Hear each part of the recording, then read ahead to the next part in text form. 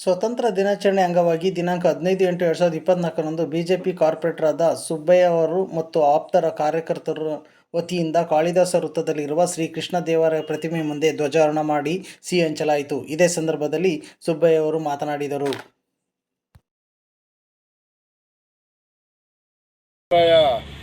ಒಂದು ಪುತ್ಥಳಿಗೆ ಸ್ವಚ್ಛಗೊಳಿಸಿ ಇವತ್ತೊಂದು ಮಾಲಾರ್ಪಣೆ ಮಾಡಿ ಒಂದು ಕಾರ್ಯಕ್ರಮವನ್ನು ಹಮ್ಮಿಕೊಂಡಿದ್ದೆವು.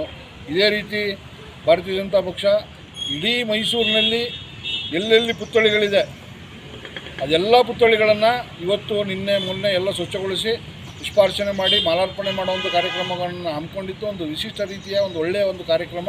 ಇವತ್ತು ಅದೇ ರೀತಿ ಪಕ್ಷದ ನಿರ್ದೇಶನದಂತೆ ನಾವೆಲ್ಲ ಕಾರ್ಯಕರ್ತ ಬಂಧುಗಳು ಮುಖಂಡರು ಸೇರಿ ಈ ಒಂದು ಕಾರ್ಯಕ್ರಮವನ್ನು ನಾವು ಮಾಡಿದ್ದೀವಿ.